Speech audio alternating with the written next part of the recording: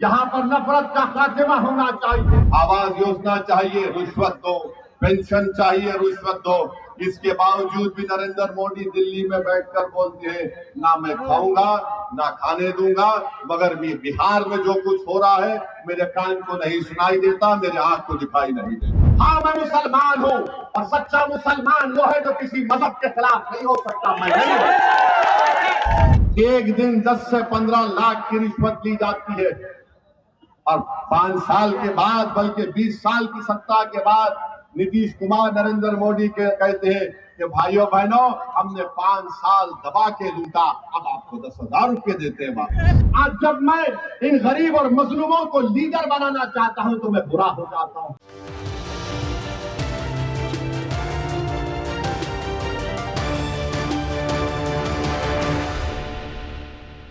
आदाब, नमस्कार। मैं हूं अजरा और आप देख रहे हैं मंथन टुडे। आपको बता दें कि अभी मेरी मौजूदगी जो है शेरघाटी गया में है। आपको यहां पर दिखा दें, यहाँ मेरे पीछे का नज़ारा आप देख सकते हैं कि AIMIM की पार्टी के सुप्रीमो बैरिस्टर असदुद्दीन साहब आए हुए थे और आपको साफ तौर से ये भी बता दें कि वो यहाँ आए थे चुनावी जनसभा को संबोधित करने के लिए यहाँ पर आए थे और उन्होंने साफ तौर से अपने उम्मीदवार की घोषणा भी किया। उन्होंने उम्मीदवार का नाम भी बताया कि शाने अली हैं, जो कि बहुत ही चर्चित नाम है शेरघाटी में।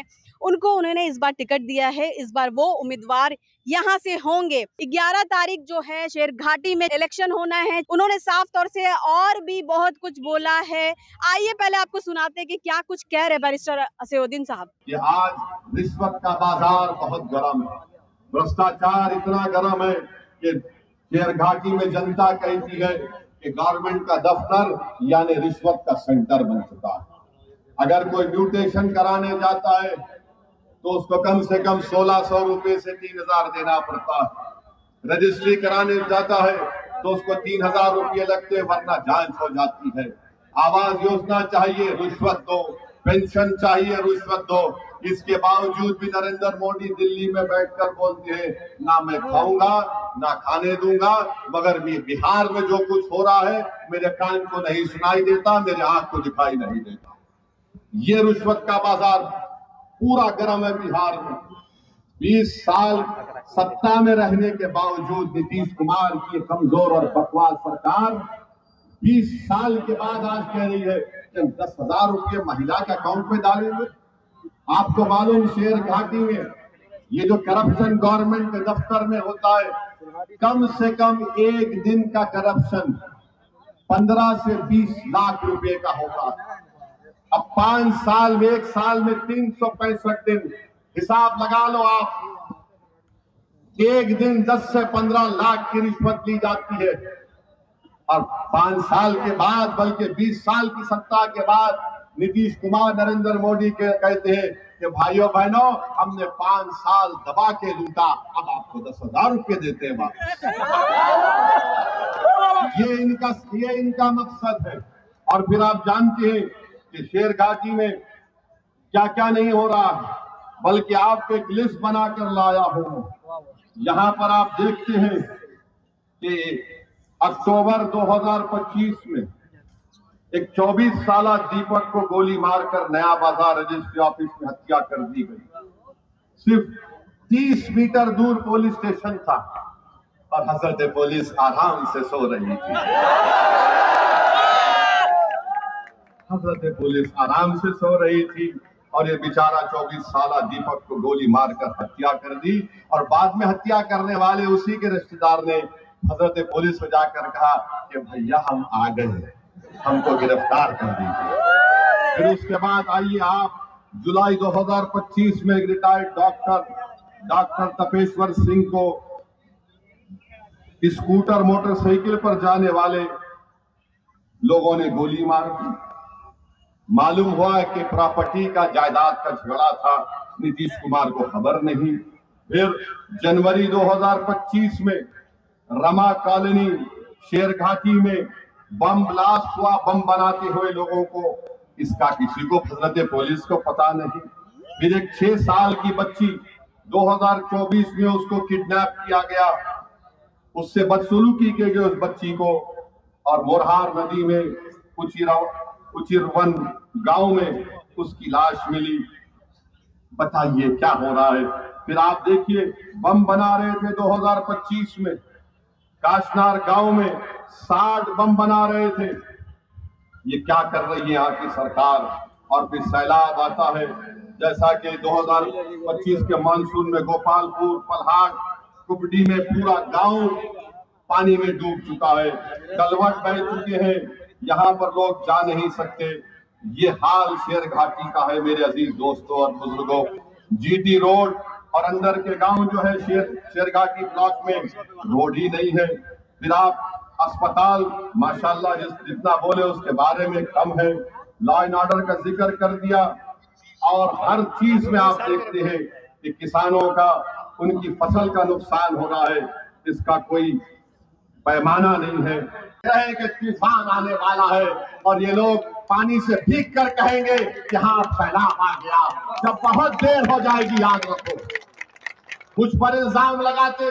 आज से 1 महीना पहले नायब सदर जमहूरिया, वाइस प्रेसिडेंट ऑफ इंडिया का इलेक्शन हुआ। मैंने किसको वोट दिया बताओ? मैंने इंडिया अलायंस के उम्मीदवार को वोट दिया। हमारी रियासत के चीफ मिनिस्टर रेवंत रेड्डी ने मुझसे कहा, ओवैसी भाई साथ दो। उम्मीदवार सुदर्शन रेड्डी, वो भी सुप्रीम कोर्ट के रिटायर्ड जज थे। मैंने जाकर उनको वोट दिया। जब क्या था मैं, जब तुमको वोट की जरूरत थी तो मैं दूध का धुलावा हो गया। आज जब मैं इन गरीब और मजलूमों को लीडर बनाना चाहता हूं तो मैं बुरा हो जाता हूं। सुनो शेर घाटी के नौजवानों बुजुर्गों, मैं हैदराबाद से पहले भी तो आपके दरमियान में आया था, आज भी आया हूं और कल भी आऊंगा इंशाअल्लाह। मैं सिर्फ तुम्हारे वोटों के लिए, इलेक्शन के लिए नहीं आ रहा हूं। मैं इसलिए आ रहा हूं कि मैं ये देखना चाह रहा हूं कि अल्लाह सुब्हाना व तआला मेरी जिंदगी को खत्म करने से पहले मैं चाहता हूं कि तुम नेता बनो, तुम नेता बनो, तुम लीडर बनो। मैं चाहता हूं कि तुम कायद बनो। मैं चाहता हूं कि लोग तुम्हारे सामने, तुम्हारे आगे पीछे दौड़े और जिंदाबाद के नारे मजलिस कर तुम्हारे लगे। मैं हैदराबाद से इसलिए यहां पर नहीं आ रहा हूं कि हैदराबादी को शेर घाटी से खड़ा करूं। मैं हैदराबाद से यहां इसलिए नहीं आ रहा हूं कि तुम्हारे वोट को लेकर अपने जमीर का सौदा खुदा ना खास्ता कर लूं। वैसे दुनिया में कोई ऐसा भाई का लाल पैदा नहीं हुआ जो सलाउद्दीन ओवैसी को खरीद सके। मैं यहाँ पर इसलिए आया हूँ शेर घाटी के मेरे गयूर नौजवानों बुजुर्गों, मेरी सरदार माँ और बहनों के आपको इंसाफ मिले। मैं इसलिए आ रहा हूँ कि इंसाफ मिलना चाहिए। जो यहाँ पर मसाइल हैं इस विधानसभा में वो खत्म होने चाहिए। यहाँ पर नफरत का खात्मा होना चाहिए। और अगर कोई कहता है मजलिस किसी मजहब के खिलाफ है तो चुनाव से पहले किसी एक जगह बता दो।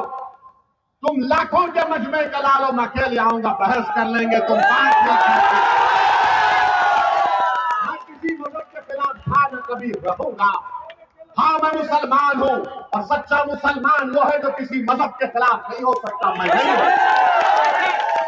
अगर मैं कमजोरों को ताकतवर बनाने की बात करना जुर्म है, अगर मजलूमों को ताकत इंसाफ दिलाना जुर्म है, तो सुनो पटना में बैठकर जुर्म करने वालों, दिल्ली में बैठकर जुर्म करने वालों, मैं ये जुर्म जब तक अल्लाह जिंदा रखेगा मैं करूंगा ये जुर्म। मेरे अजीज दोस्तों और बुजुर्गों, मेरी आखिर में आपसे अपील है कि आपको डरने और घबराने की जरूरत नहीं है। अपने हिम्मत और हौसले को बुलंद रखिए। हमारे मुकद्दर के फैसले रब्बे कायनात करने वाला है।